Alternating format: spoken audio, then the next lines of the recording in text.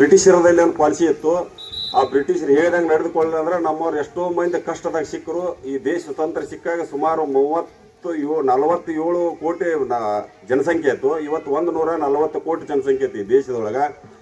ಆದರೂ ಅವಾಗಿರ್ತಕ್ಕಂಥ ತೊಂದರೆ ನೆಮ್ಮದಿಗಳನ್ನು ನೋಡಿ ನಮ್ಮ ಪೂರ್ವಜರನ್ನ ಕೆಲವೊಂದಿಷ್ಟು ಎಲ್ಲ ಮಹಾತ್ಮರ ಸತ್ಪುರುಷರು ಹೋಗ್ಯಾರ. ಅವರೆಲ್ಲ ಈ ದೇಶಕ್ಕೆ ಸ್ವತಂತ್ರಕ್ಕಾಗಿ ತಮ್ಮ ಪ್ರಾಣವನ್ನು ಬಲಿದಾನ ಮಾಡಿದರು. ಆ ಬಲಿದಾನದ ಪ್ರಯುಕ್ತವಾಗಿ ಈ ದೇಶಕ್ಕೆ ಸ್ವತಂತ್ರ ಸಿಕ್ತು. ಈ ದೇಶ ಸ್ವತಂತ್ರ ಸಿಕ್ಬಿಟ್ಟು ಈ ದೇಶದ ಸಂವಿಧಾನವನ್ನು ಬರ್ತಿರ್ತಕ್ಕಂಥ ಡಾಕ್ಟರ್ ಅಂಬೇಡ್ಕರ್ ಅವರು ಈ ದೇಶವನ್ನು ಅಬ್ರಾಹಂ ಲಿಂಕನ್ ಅವ್ರು ಹೇಳ್ಯಾರಲ್ಲ, ಜನರೇ ಜನರಿಗೋಸ್ಕರ ಜನತೆಯ ಸರ್ಕಾರ. ಹೆಂಗಪ್ಪ ಅಂದ್ರೆ ನಮಗೆ ಯಾರು ಬೇಕು ನಮ್ಮನ್ನ ನಾವು ಆಯ್ಕೆ ಮಾಡಿ ನಮ್ಮನ್ನ ನಾವು ರಕ್ಷಣೆ ಮಾಡುವಂತರನ್ನ ಈ ದೇಶಕ್ಕೆ ಕೊಡುಗೆ ಕೊಡ್ತಕ್ಕಂಥ ಏಕೈಕ ಸ್ವತಂತ್ರ ಇರ್ತಕ್ಕಂಥ ದೇಶಪ್ಪ ಅಂದ್ರೆ ಇದು ಭಾರತ ದೇಶ. ಈ ಭಾರತ ದೇಶದ ಮಣ್ಣಿನ ಒಳಗೆ ಯಾವ ರೀತಿ ಶಕ್ತಿ ಐತಪ್ಪ ಅಂದ್ರೆ ಇದು ಮಹಾತ್ಮರ ಸತ್ಪುರುಷರ ಒಂದು ತಪಸ್ಸಿನ ಬಲದ ಮೇಲೆ ಇದ್ದಿರ್ತಕ್ಕಂಥ ಈ ದೇಶದಲ್ಲಿ ಯುವ ಶಕ್ತಿ, ಗೋಶಕ್ತಿ, ಸ್ತ್ರೀ ಶಕ್ತಿ, ಈ ದೇಶದ 3 ಶಕ್ತಿಗಳು.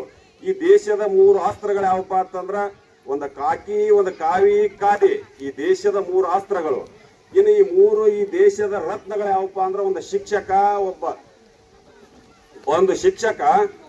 ಇನ್ನೊಬ್ಬ ಈ ದೇಶವನ್ನು ಕಾಯ್ತಕ್ಕಂಥ ಈಗ ಅಗ್ನಿವೀರ ಆಗಿ ಬಂದಾರಲ್ಲ ರಕ್ಷಕ, ಈ ದೇಶದ ರಕ್ಷಕ ಸೈನಿಕ. ಮತ್ತ ಇನ್ನೊಬ್ಬ ಯಾರಪ್ಪ ಅಂತಂದ್ರೆ ಈ ದೇಶವನ್ನ ನಡೆಸಿಕೊಂಡು ಹೋಗತಕ್ಕಂತ ಒಬ್ಬ ಕಾರ್ಮಿಕ. ಈ ದೇಶವನ್ನ ಈ 9 ರತ್ನಗಳಿಂದ ಈ ದೇಶ ಬಲವಾಗಿ ನಿಂತೈತಿ.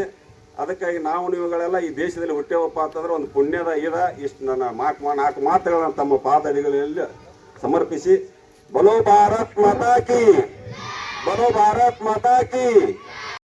ಸೈನಿಕ ಯಾವ ರೀತಿ ಮುಖ್ಯವೋ ಅದೇ ರೀತಿ ಈ ಮುದ್ದು ಮಕ್ಕಳು ಅಂದರೆ ಬೆಳೆಯುವ ಸಿರಿಯನ್ನು ಕುಡಿಯಲ್ಲಿ ನೋಡಂತಾರೆ. ಅದೇ ರೀತಿಯಾಗಿ ಈ ಮುದ್ದು ಮಕ್ಕಳನ್ನ ನಮ್ಮ ದೇಶದ ಒಂದು ಮಹತ್ವದ ಮಹೋನ್ನತ ವ್ಯಕ್ತಿಯನ್ನಾಗಿ ಮಾಡಿ ಆ ವ್ಯಕ್ತಿಗಳಲ್ಲಿ ಸೈನಿಕ ಇರ್ಬೋದು, ರೈತ ಇರ್ಬೋದು, ವಿಜ್ಞಾನಿ ಇರ್ಬೋದು, ಇಂಜಿನಿಯರ್ ಇರ್ಬೋದು, ಎಂಥ ವ್ಯಕ್ತಿಗಳನ್ನ ಇಲ್ಲಿ ತಯಾರು ಮಾಡಿ ಕಳಿಸ್ತಾ ಇರುವಂತಹ ಶಿಕ್ಷಕ ವರ್ಗದವರೇ.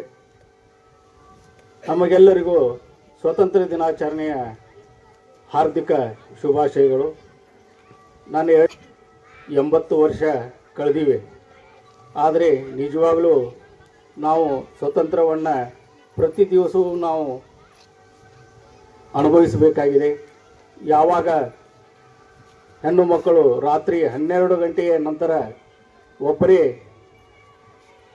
ಸಂಚರಿಸಿ ಮನೆಗೆ ಸುರಕ್ಷಿತವಾಗಿ ಬರ್ತಾರೆ, ಆವಾಗ ನಮಗೆ ಸ್ವಾತಂತ್ರ್ಯ ಸಿಗ್ತದ ಅಂತ ಈಗ ಸಣ್ಣ ಒಂದು ಮಹಾತ್ಮ ಗಾಂಧಿಯವರ ಒಂದು ಮಹತ್ವಾಕಾಂಕ್ಷೆ ಇದೆಯಲ್ಲ, ಅದನ್ನೆಲ್ಲ ನಾವು ಇಲ್ಲಿ ಕೂಡಿಕೊಂಡು ಒಂದು ಸದೃಢವಾದ ಭಾರತವನ್ನು ನಾವು ಇಲ್ಲಿ ಕಟ್ಟಬೇಕಾಗಿದೆ. ಆ ಒಂದು ಸದೃಢವಾದ ಭಾರತವನ್ನು ಕಟ್ಟಬೇಕಾದರೆ ಯುವ ಪೀಳಿಗೆ ಮುಂದೆ ಬರಬೇಕು. ಹಾಗೂ ನಿಮ್ಮಂತಹ ಮಕ್ಕಳು ವಿದ್ಯಾವಂತರಾಗಿ ನಮ್ಮ ದೇಶವನ್ನು ಮುಂದಿನ ಪೀಳಿಗೆಯಲ್ಲಿ ಕಾಯಬೇಕು ಅಂತ ಹೇಳ್ತಾ, ಇವತ್ತು ಈ ಒಂದು 80ನೇ ವರ್ಷದ ಸ್ವಾತಂತ್ರ್ಯದ ದಿನಾಚರಣೆಯ ಅಂಗವಾಗಿ ನನ್ನನ್ನು ಕರೆದ ನನಗೆ ಸನ್ಮಾನಿಸಿ ಈ 2 ಮಾತುಗಳನ್ನ ಮಾತಾಡಲಿಕ್ಕೆ ಅವಕಾಶ ಕಲ್ಪಿಸಿದಂಥ ಎಲ್ಲ ವೇದಿಕೆಯ ಮೇಲೆ ಕುಳಿತವರಿಗೆ ಹಾಗೂ ಸಭಿಕರಿಗೆ ವಂದನೆಯನ್ನು ಹೇಳಿ ನನ್ನ 2 ಮಾತುಗಳನ್ನ ಮುಗಿಸ್ತೀನಿ. ಜೈ ಹಿಂದ್, ಜೈ ಕರ್ನಾಟಕ.